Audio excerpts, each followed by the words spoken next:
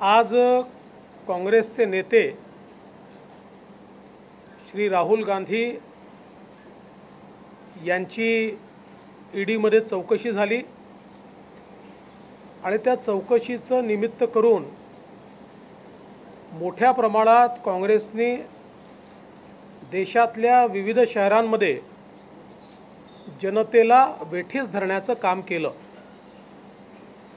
खरं म्हणजे ही चौकशी जी या ठिकाणी झाली ती माननीय न्यायालयाच्या निर्णयानंतर झालेली आहे। एजेएलच्या संदर्भात असोसिएटेड जर्नल लिमिटेड ही जी कंपनी आहे ही कंपनी 1930 साली स्वातंत्र्य संग्राम सैनिकांनी मिळून तयार केली होती। स्वातंत्र्य संग्रामाचं एक मुखपत्र असलं पाहिजे याकरता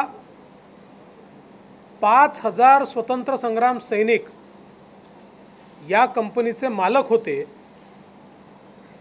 किंवा शेअर होल्डर होते, त्यांच्याद्वारे ती कंपनी संचालित होत होती। 2010 साली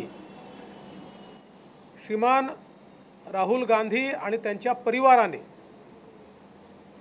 एक यंग इंडियन नावाची कंपनी तयार करून केवळ 5 लाख रुपयाची कंपनी तयार केली आणि असोसिएट जनरल लिमिटेड एजेएलचे सगळे शेअर्स हे या कंपनीच्या नावाने ट्रान्सफर करून एजेएलच्या 2000 कोटी रुपयाच्या संपत्तीवर त्या ठिकाणी आपली मालकी प्रस्थापित केली आणि स्वतःच्या कुटुंबियांच्या मालकीच्या कंपनीत स्वातंत्र्य संग्राम सैनिकांची कंपनी आणि त्याची 2000 कोटी रुपयाची प्रॉपर्टी ही पूर्णपणे हडप केली। या संदर्भात कोर्टामध्ये ज्यावेळेस मॅटर गेलं त्यावेळी कोर्टाने अतिशय स्पष्टपणे 2019ला दिल्ली हायकोर्टाने या ठिकाणी सांगितलं की हा सरळ भ्रष्टाचार आहे। The entire transaction of transferring the shares of AJL to Young India was nothing but a clandestine and surreptitious transfer of the lucrative interest to young India। पूर्णपणे हा भ्रष्टाचार असल्याचं दिल्लीच्या माननीय उच्च न्यायालयाने सांगितल्यानंतरच ईडीने या संदर्भातली कारवाई सुरू केली आणि त्या कारवाईच्या अंतर्गत हे सगळे पुरावे मिळाल्यानंतरच अशा प्रकारची चौकशी ही सुरू करण्यात आली आहे।